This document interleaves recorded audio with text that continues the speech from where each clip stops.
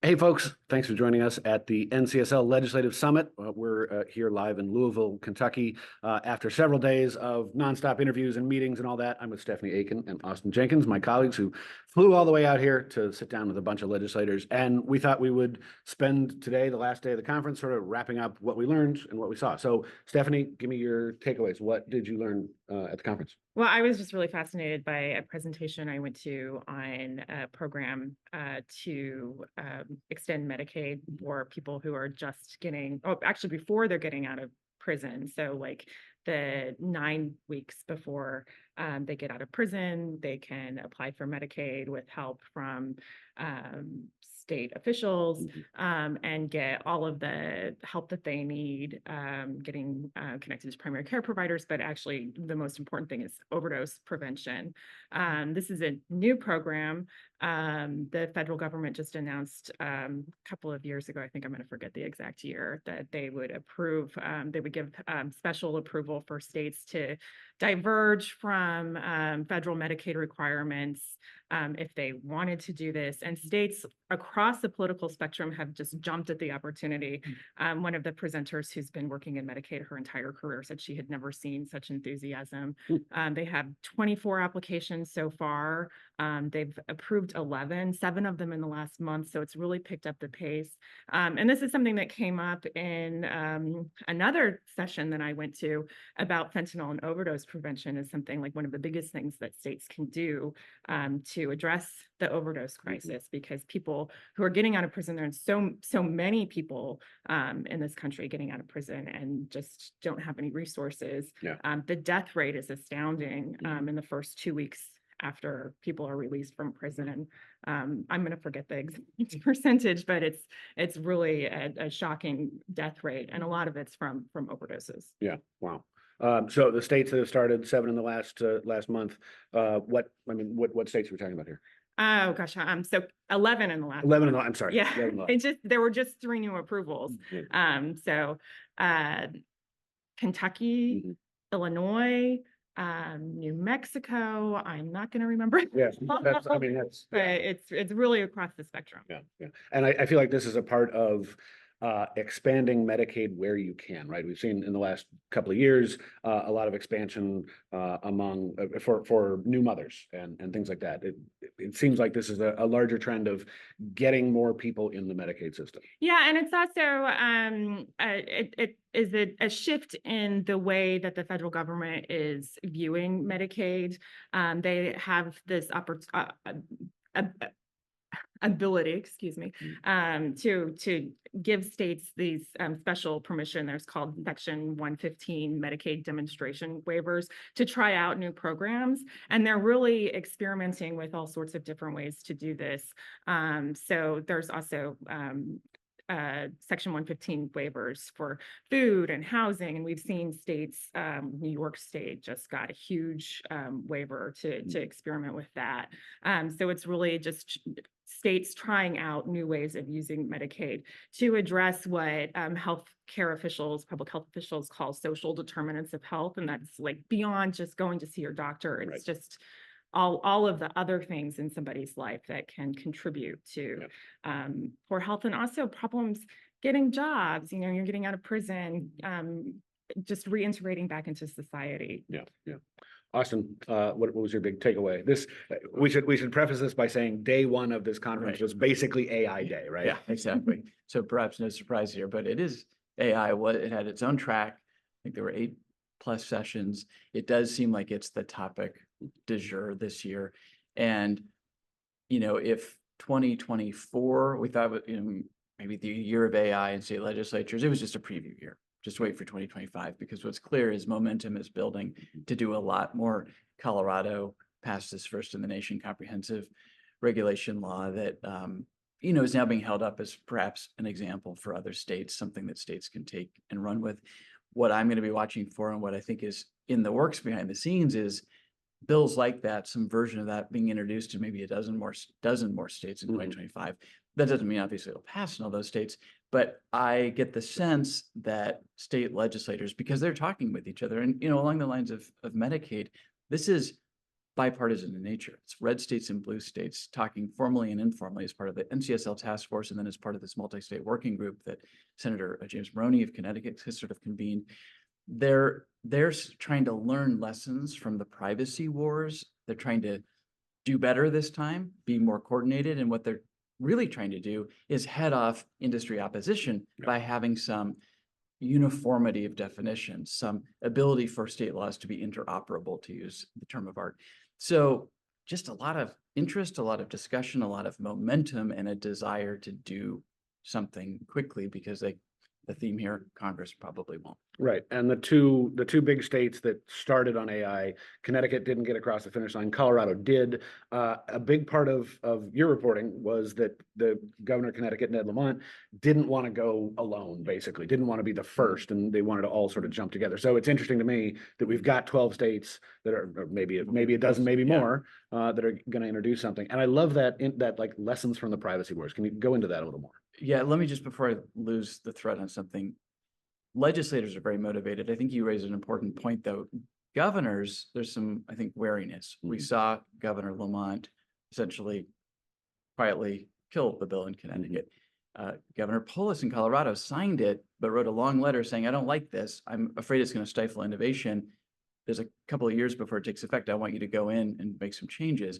And it remains to be seen what passes in California and what Governor Newsom will sign. So there is a balancing act here between trying to put some guardrails around AI and also not quelch innovation. And I think the governors, Democratic governors in particular, seem pretty sensitive to that right now. So that's something to watch. The building on privacy piece is California passed the first in the nation privacy law, and industry didn't like it. So what ended up happening is Virginia passed a version of what was actually the Washington State Privacy Act, which never passed, but became kind of the vehicle for something that was more, the industry was more tolerant of. And that kind of took off like wildfire, and versions of the Virginia law, which have morphed. People talk about the Connecticut model now, Virginia, now there's a Maryland model, which is perhaps more consumer protective in nature, but as they learned, as they moved, as these laws passed, I think that there was sort of a learning process of, okay, the way industry will get behind this is, again, is if there's some interoperability. Now what I think they're trying to do with AI is, these are the veterans of the privacy. Let's front load the conversations and the designing of these bills so that we avoid some of the early days kind of helter-skelter nature. That said, California may still very well go its own way.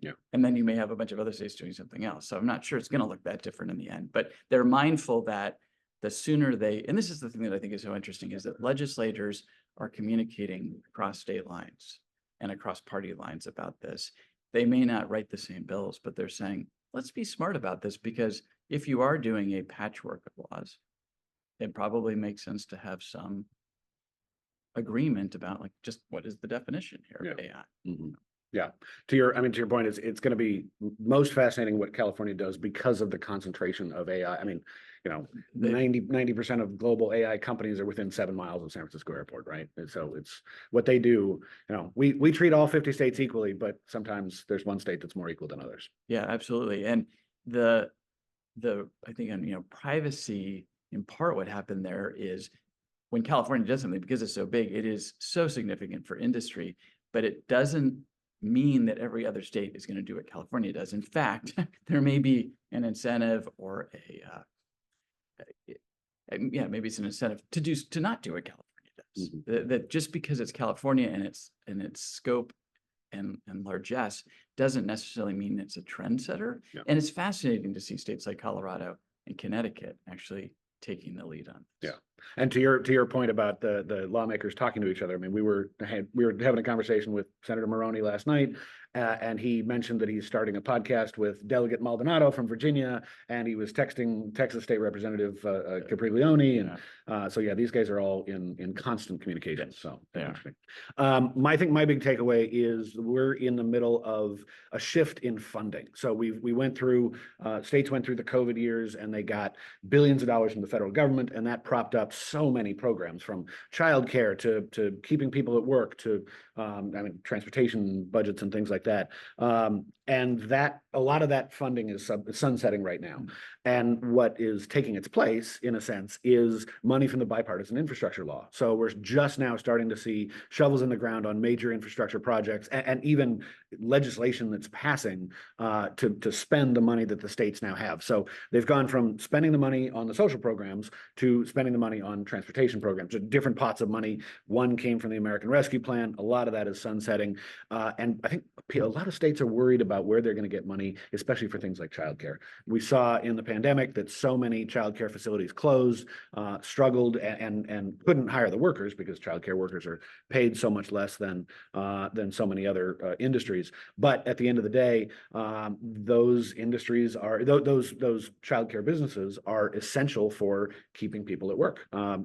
You can't work if you got to take care of your kids for 24 hours a day. So a lot of states are thinking about new ways to keep those childcare dollars flowing, and at the same time, they're finally getting to play around with the federal money from that bipartisan infrastructure law.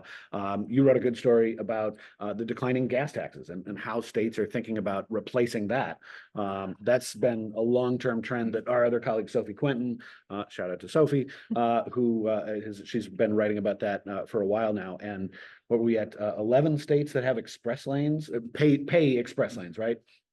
It sort of surprised me that it was only 11, but I feel like I pay tolls all over the place, right? Yeah. Well, these are the hot lanes, right? The fast lanes. But yeah, they're all the fast. I mean, I know in your home state of Washington, in Virginia, right outside, and I guess in Maryland too. We So you're pay, saying you actually pay to use them? we pay, of Oh. course I do. I'm not going to sit and grab it. But a lot of states are turning to that to replace some money in gas taxes. And the stat that you had was amazing. It was, what was it, up 37%? The toll lane revenues are up 37% in just the last year. Yeah, usage. Usage lanes, Yeah. sorry, usage lanes, up 37% in just the last year. That's amazing. What was it, $4.2 billion, I think Yeah. states took in. Yeah.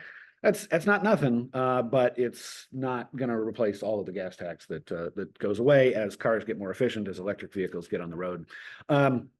That was sort of my takeaway. I thought it was interesting that we're in this period of budgetary transition, if you will, and more states, and I hear this increasingly, more and more states are concerned about their budgets over the long run. They're going from these banner years of surpluses to now years of deficit, or at least not as much growth as they once experienced. And the interesting thing about this is, I'm old enough to remember the last recession and how painful the cuts that states had to make were. And some of the older legislators here are starting to warn their younger colleagues who've never gone through that, right? We're about to go through a period of cuts. It's going to be painful. It's going to suck. You're going to have to cut the programs that you got elected to implement. And those are some painful conversations, I think, that are happening in some states right now. Let's wrap up with who was your favorite legislator to talk to, or a new legislator that you met that you might have learned something from. I'll kick it off to give you guys a second to think.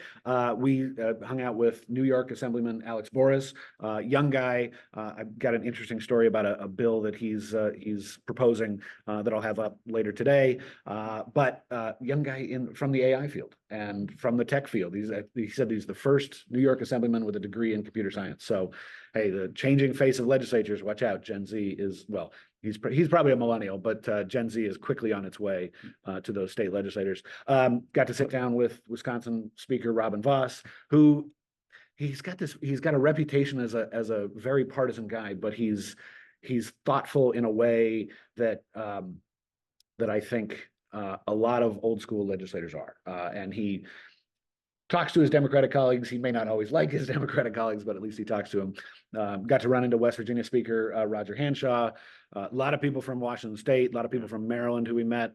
So it's been a good conference. What about you? Either one of you? Good? Well, I hail from Washington State, so my joke was that I saw all these people from Washington, and I said I had to fly to Louisville to see you. Yeah. Not super efficient, but it was a pretty big contingent from my home state. For me, what this summit has been about is meeting these legislators that I've been talking with for the last couple of years about these issues around data privacy, AI, social media regulation. There's a lot of crossover. The policymakers, the legislators who are gravitating towards tech issues tend to be sort of a self-selecting group. They're deep thinkers. They're going deep on this, and they're working hard on these issues. They're also drawing a lot of pushback. They're drawing lawsuits in what they do. So for me, it was actually meeting in person the dozen or so people that I talk to on a fairly regular basis virtually, and putting faces with names, but also being able to sit down and have these sidebar conversations to get more in depth. Because I think, the term that somebody used with me recently is this notion of a shadow Congress. State legislators are doing all the things that they've always done historically: write budgets, fund Medicaid and healthcare, figure out incarceration. We always say Medicaid, incarcerate, educate, so school funding. Those are the three legs of the stool. Right. But now you've got state legislators doing what they would probably say is the work of Congress that isn't getting done. They're stepping into that breach.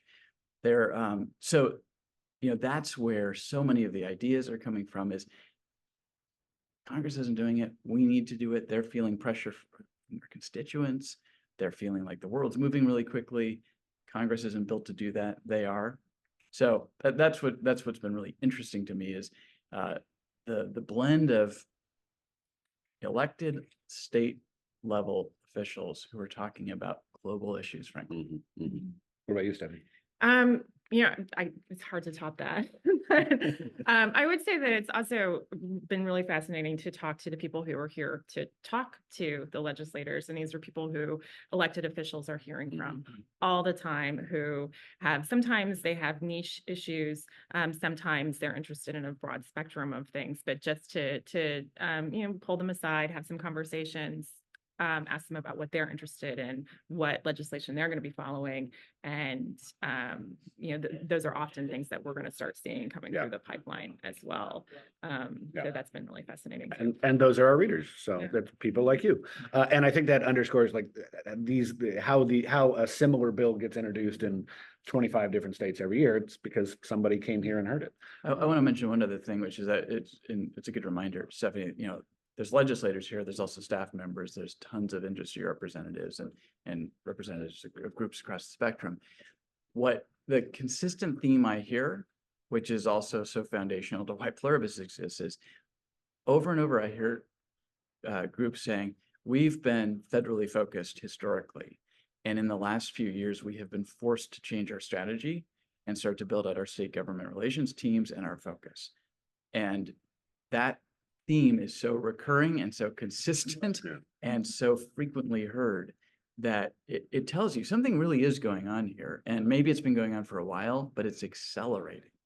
And so, there's some issues like around, e-waste recycling, maybe, that have been going on for a number of years. There's probably some healthcare issues pharmaceutical companies have always been focused at the state level.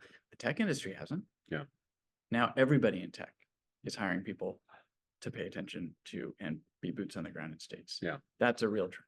It's a good time to be a state level lobbyist right now, and to be in the influence industry. And if you want to be a policymaker and you want to do something, how many legislators have we talked to who are comparing the number of bills they individually passed in a year compared to how many bills passed in the entirety of Congress last year? Yep. Right. And they're very proud of this. They can beat Congress by themselves. Yeah. And some of these are freshman lawmakers. Yeah. We talked to a Nevada lawmaker last night who passed 8 bills in his freshman year, and he was very proud of that. I think he said he went 8 for 8. 8 for 8. Pretty good. That's impressive. Yeah. So So, and then there's he's not here for this summit, but Senator Zolnikoff from Montana. He and his wife are in the Montana legislature. He said between them, they passed as many bills as Congress. So it's like. That's efficiency. It's efficiency. Yes. So well said. Louisville's a cool town. I feel like we didn't get to see more than 2 or 3 square blocks of it because we've been in this conference room all week, but a cool town and a good place to be. So Austin Jenkins, Stephanie Aiken, thanks for being here. Thanks for flying all the way out here, leaving your kids and coming hanging out with me at the conference. It was great. It's been fun. All right. Thanks everybody. We appreciate your watching today and you're keeping track of our coverage of NCSL. We'll be back with more events like this and events with a lot of the lawmakers that we talked about in the next couple of months. So thanks for being a part of the Pluribus News community. Have a good weekend. Oh, it's only Wednesday. Have a good rest of the week and then a good weekend. He's giving us a couple days off.